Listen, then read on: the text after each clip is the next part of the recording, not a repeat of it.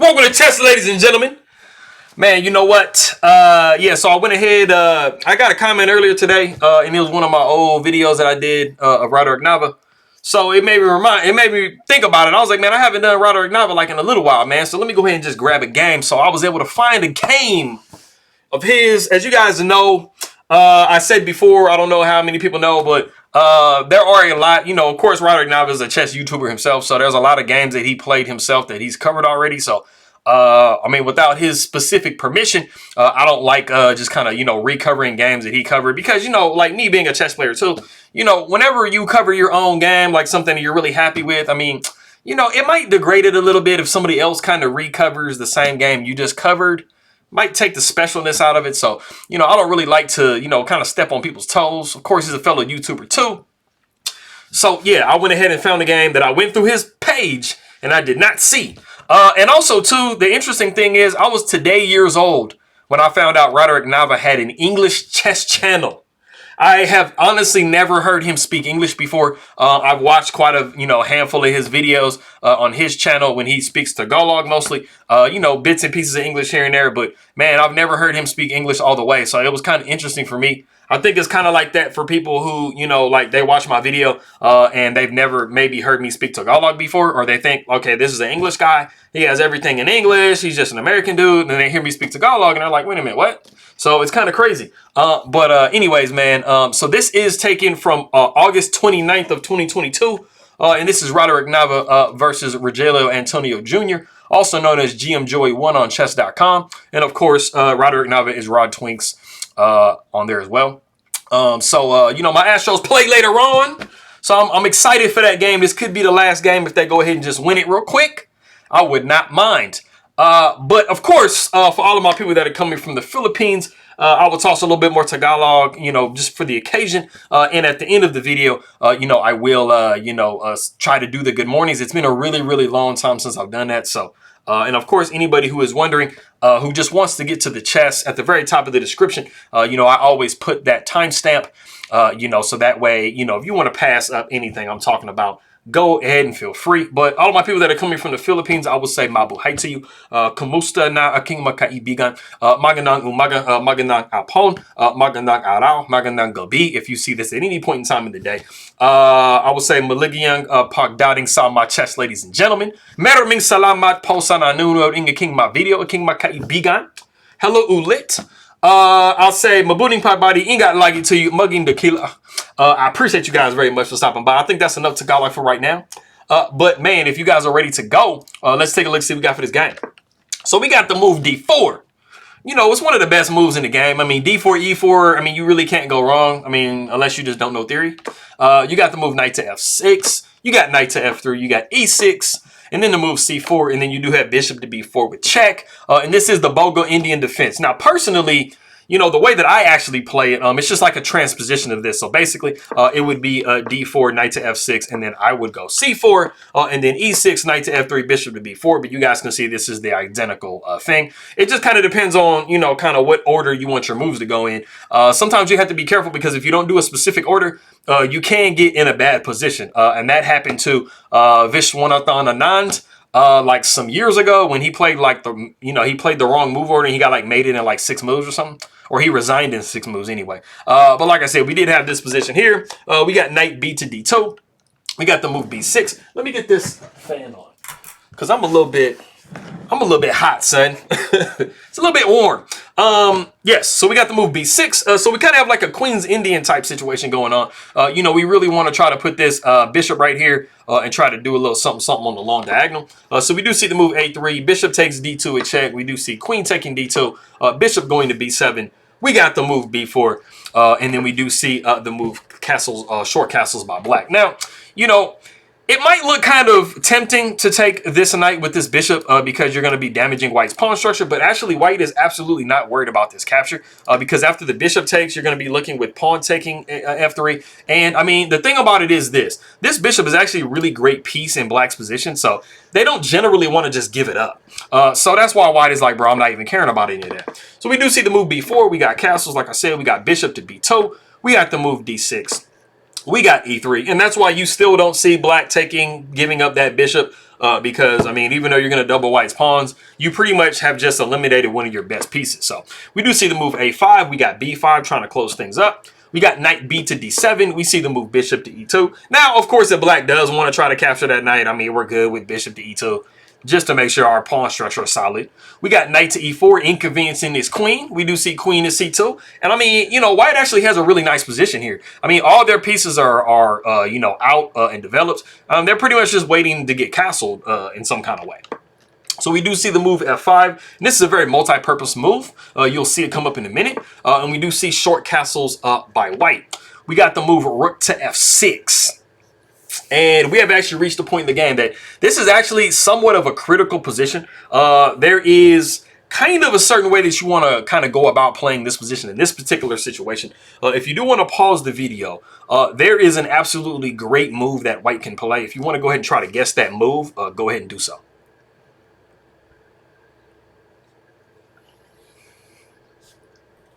Okay, cool. So, what we actually see in the game is the novelty, and that is actually knight back to d2.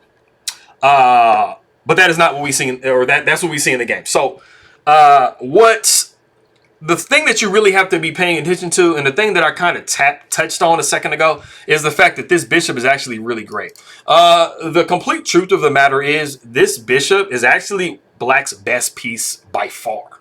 The computer really deems that this bishop is basically like absolutely by far the best piece, and you really kind of have to do something to try to take it out of commission. And we'll be seeing that a little bit more as the game goes on. But the move that I'm looking for in this position is actually c5, and you have kind of a couple of issues if you're black. Number one, what you're trying to do, because at the moment, you know, your dark square bishop is your worst piece if you're white, right? I mean, it's kind of like biting on like just a pawn. So you really kind of want to open it up. And then also too, you're thinking about it's opposite this rook. So you want to try to create a situation where you're creating a threat on this rook. You're opening the bishop and you're trying to blunt this bishop as much as possible. And that move is c5. When you play the move c5, you're actually like black is kind of in a little bit of a pickle because, I mean, you don't really just want to capture here, which is, I mean, that's definitely going to be one of the best moves. But I mean, you are looking at this fork coming up, and I mean, more importantly, c6 will just blunt your bishop completely. And it basically will make it like probably the worst piece for black, right? So if we were to see pawn taking, pawn would take in this exact position. The computer basically says you need to leave that rook on f6, even though I think a lot of you are looking at it like, bro, my rook is in trouble though, bro. Like, it sucks, right? Yes, basically. You are in a kind of a pickle as far as this. So black is basically saying that your best possible option is to take c5 with one of the knights. Because, like I said, this bishop is absolutely the best piece for black in their position. And you have this fork coming up, like I said. So if you did get into this position right here, it would be basically saying that you should give up the rook. And I mean, you have nicely placed knights, but more importantly, you still have this bishop being very effective on this diagonal. So that is the computer's way that you want to play the position. But it's a very logical, I mean, because, you know, there's all these things stacked up. Like I said, you want to blunt this bishop. You want to try to threaten that fork. You want to threaten this rook. So that's definitely a very aggressive way to play if you're white. But like I said, we did see the knight going to d2. And this actually kind of gives black a nice, like, you know, way that they can play. Like I said, this bishop is very great. You have this really beautiful rook lift that comes up. This queen has the ability to come in. So, I mean, if you don't play correctly as white, I mean, you could be in kind of a pickle. So we do see the rook going to h6, which isn't like deadly by itself. But this brings up another critical point in the game.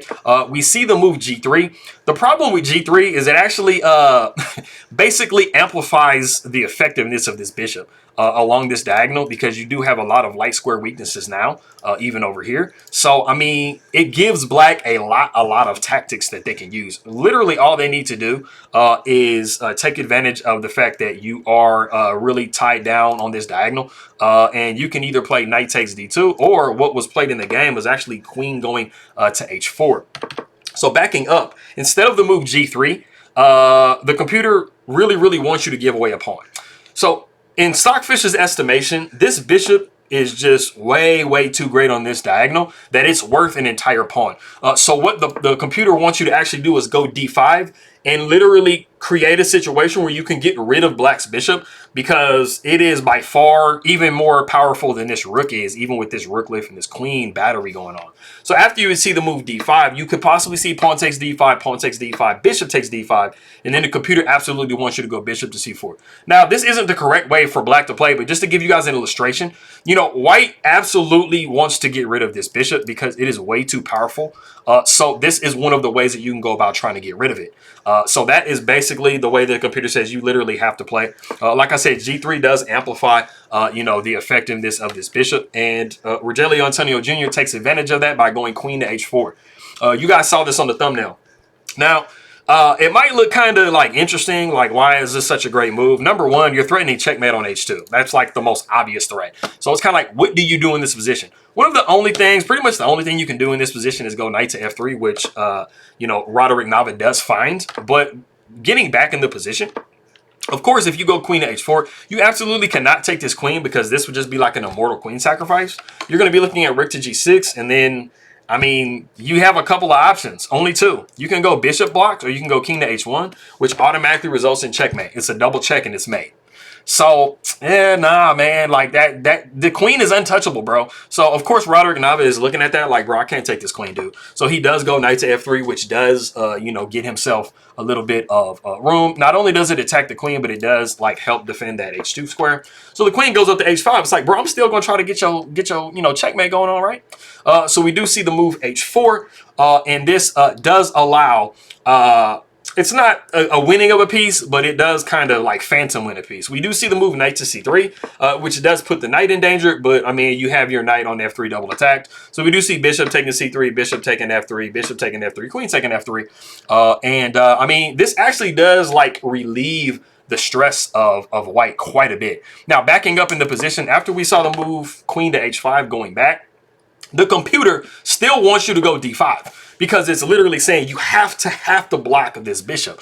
Like this bishop, there's no way you can let this bishop survive. Not just because of your knight, but just literally because like all of these weaknesses that you have around your king, right? So the queen will probably go to h3 and then rook f going to d1. Like you are just trying your absolute best to block this bishop like at all cost. But like I said, we do have this position here. After the queen came to f3, we do see white catching a breath and saying, man, I really want to get your queen off the board because right now, you know, black is like attacking, you know, white tremendously. So we really kind of have to relieve that stress somehow. So queen to d1 aims to do that. And of course, black is like, bro, I mean, a lot of my attack is my queen, so I need to kind of get it out the way. So queen goes back to e4, avoiding the trade. The queen goes to e2. We see rook over to g6, and you just see that the rook, like this rook lift is like, I mean, creating a lot of problems and stress for white. So we do sidestep, try to step out of anything with king to h2. But I mean, Rogelio just says, bro, I'm still attacking you, dog. Like I got f4, homie. And so, I mean, of course you can't take here because the queen is hanging. You really don't want to take here because I mean, it's just. There's just too much. You don't want this position to be open if you're white. Like you're trying desperately to close the position down. As you guys remember me talking before, whenever your opponent is trying to open up lines against you, you really want to try to do what you can to keep everything closed. Like you do not want to open things up because, I mean, then you're just going to lose the game, right? You don't want to do that. So we do see rook f going to e1, and then we see the move f3, and then we do see queen down to f1. And I mean, this pawn is actually a very big eyesore. I really, if I was on the white side, I really hate seeing pawns like this because it's like your movability is like 0. And then, I mean, if the king goes down, I mean, the queen kind of creeps in and stuff. I mean, that's just mating, right? Like, of course, if this queen wasn't here. So it's like you really don't want this pawn here. The problem is you don't really have a good piece to take it. I mean, this bishop can't affect this square. You don't have a knight or anything. So it's like that pawn could literally live there forever if it wants, almost. So we do see the knight going to f6. We got rook a to c1, just trying to keep things as solid as possible. The knight goes to g4 with check. The king goes down to h1. And, I mean, of course, king to g1 would be an absolute problem if this rook was pinning this pawn down. But at the moment, the queen can't slide over and take that pawn. So you kind of have a little bit of breath. But you see the situation is not the best for white. We do see rook f going to rook going to f8. And, I mean, now black has all their pieces in play. So we have to try to find a way for white to, like, you know, increase the position as best we can. So we do see the bishop going to d2. So Roderick Nava is like basically saying, bro, I'm trying to keep things like as controlled as possible. I mean, you have knight takes possibly, which isn't quite a move. But I mean, knight can take here. Like basically black in this position, if you're not protecting this structure, is going to find a way to break it down some kind of way. I mean, there's knights taking, there's rooks taking, there's queens taking. I mean, you know, if you can clear out the way for this pawn, I mean, there's forks coming. So, I mean, bishop to d2 is I mean, it's in an effort to try to hold things down and keep things as solid and protected as possible. So we do see the rook going over to h6. And I mean, the king is actually kind of stuck in this position. We do see the rook going up to c3. So you just see that white is just trying to overprotect everything, trying to make it where there's no tactics in the position. And then so we do see the knight going back to f6. And something that would have been really interesting for Rogelio to find is actually the move g5 in this position. Because this just absolutely just threatens to just tear everything out. And it was pretty aggressive. But he did not see that. Like I said, he did see the move knight to f6. So this does give white a little bit of breathing. And we see the move queen to d3. Like, white absolutely would love to trade queens because, like I said, if you can get this queen off the board, then black, I mean, black still has an attack going, but they just don't have by far as bad of an attack. So, of course, Rogelio said, bro, I'm gonna avoid that. And like I said, mentioned before, I mean, you're trying to see if you could be sneaky and get this mate going, right? So we do see the move e4 because we are trying to remove this pawn on f3. If white can remove this pawn on f3, they are breathing way easier. So we see rook taking h4, and we do see queen taking f3. And I can promise you that Roderick Nava in this position is breathing a huge sigh of relief because this pawn on f3 was probably one of the most annoying pieces in white's position. You really, really want to get rid of it. So now there's actually some movability with the king. But of course, black, again, is not going to accept that trade because their entire attack is in keeping all of these pieces. Also, I mean, you know, their rook is kind of hanging if the queens go off the board. So we do see queen to g2. We got the rook over to e4. We got bishop up to e3. Not really wanting to trade, but going ahead and just like, you know, maintaining, you know, what you have as a structure. Also, you are down a pawn, so trades aren't usually going to benefit you going into an endgame. So we do see knight to g4. We got the move c5. We got d5, pawn takes b6, pawn takes b6, and then we do have the move rook to c6. And I mean, black is still very much in the driver's seat of this position. They're saying, bro, I'm about to just still keep doing, you know, everything I need to do. But each player has about 20 seconds. So they're not like in super, super time trouble. But in this position, we actually see the move e5. Yeah. And this just hangs the queen. So I know that Roderick's sitting there like, man, like I've been blessed with the gift of the queen, and he just takes the queen off the board. And I feel like, man, he had to have done that with like the most insane quickness. Pawn takes g6. We got bishop down to d2, offering a trade now because trades will benefit you. And it is in this position that Rogelio Antonio Jr. does resign the game. And I mean, it is, I have to honestly say that Rogelio played like an insane game. But this just proves to you that you can play the most absolutely crazy game, but a one game is also still very hard to win. They've said that before. Like, the hardest game to win is a one game, you know, because sometimes you start playing too carefully and your attack kind of fizzles out. And I mean, he simply just hung his queen, which everybody in the world has hung pieces. So everybody's felt that pain. So, man, you know, as Roderick Nava will say, blenderacious. I've heard him say that before. I think he made that up. So that's kind of like one of his words. But, man, so this was just a really, really nice game. Yeah, there's that. So, like I said, I'm going to attempt these good mornings. It's been a really, really long time since I've done them. So, forgive me. I kind of had to peek at the sheet. I got them over here. So, okay. So, I have Maayong Buntag, Mayad na Agahan. Yes. Nainbeg na Bigat, Masantos ya Kabosan, Marhe na Aga, Buenos Dias, Maayong Aga. Yes. Mapia na Uma, Kapian Kapuno Dios, Mayapa Abak. Yes, Mayad na Aga,